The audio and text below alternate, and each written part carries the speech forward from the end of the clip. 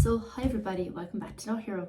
I wanted to talk broadly about all of these new terms that are being brought into the ether via social media, particularly TikTok, as regards quitting, career cushioning, the other one was conscious quitting, and there's like a lot of buzzy career words like hush trip, all of these new workplace phrases that are being used, and I want to just talk about them because a few of them are new to me, but apparently they're very trendy online. So we're just going to go down through them.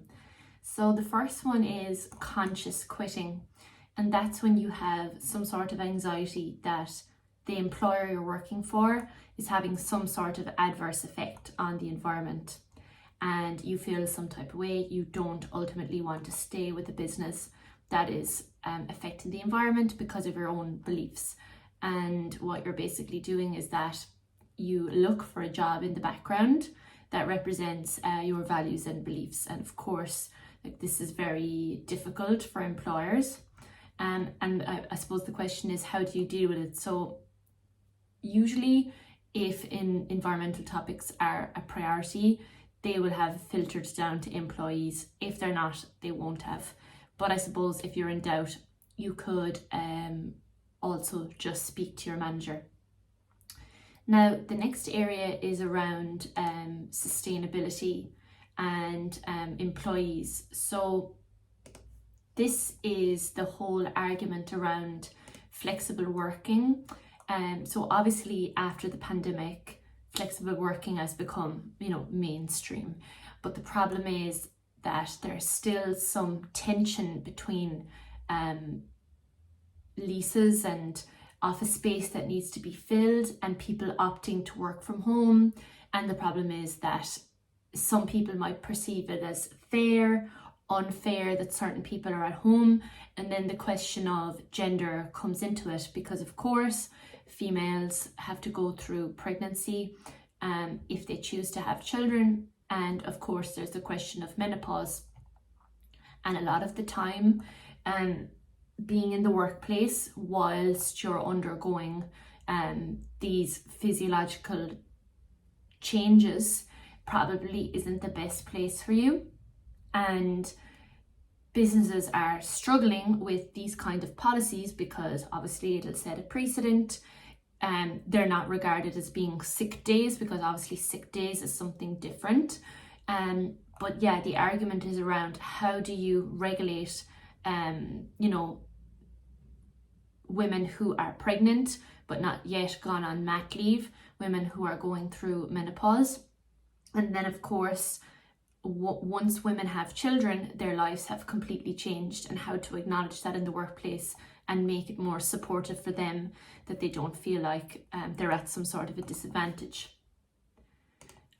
So the next phrase I want to talk about is quiet quitting.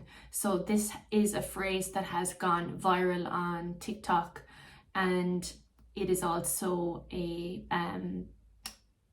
result, I suppose, of the pandemic, also with the rise of inflation. I've heard some people say it's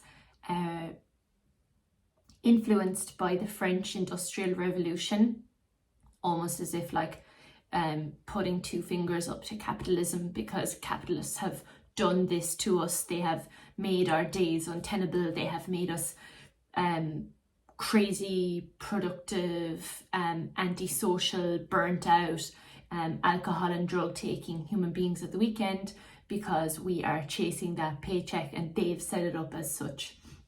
So it's almost like a turning away from capitalist values, from the 9 to 5, from trying to get the corner office, and towards a more flexible life, being a digital nomad, owning your own business. And I mean, all of this has been hyped by social media, and by being told that you can be an entrepreneur, by being told that you can live off the grid. And it's just a shift in approach to work, but nonetheless, it has captured people's imaginations. So the next buzzy career trend is called career cushioning. So this is a way to recession-proof your work life and keep your options a little more open. And it actually came from dating apps. So it's on the rise because people are increasingly worried about their jobs because of recession, layoffs. People are starting to try and career cushion, which is basically like a plan B. So what people essentially do is they try and pivot to areas which are more in demand so that they're not so pigeonholed if it does come to a layoff or redundancy. Especially, for example, if you've been doing the one task for 20 years. Nowadays, it's kind of expected that you're able to pivot. So that's what career cushioning essentially is. So the next one is called rage applying. And that means you apply for as many jobs as possible and go to as many interviews as possible to see what is the best outcome you can get. So this is a trend that has moved away from picking an employer you want to work towards, putting a lot of effort into that application, interview, researching that employer. Reaction to not having a good job at present, and rage applying means you want to get your hands on anything you can get because you simply want to leave the job you're in. Now, it is actually a trend on TikTok.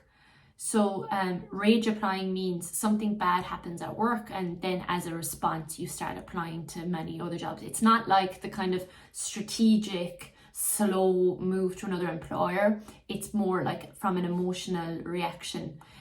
But again, it's a trend on TikTok, so we kind of have to be wary of it. So hush trips are another phrase that has been coined on TikTok. And it's another trend that's been in the workplace.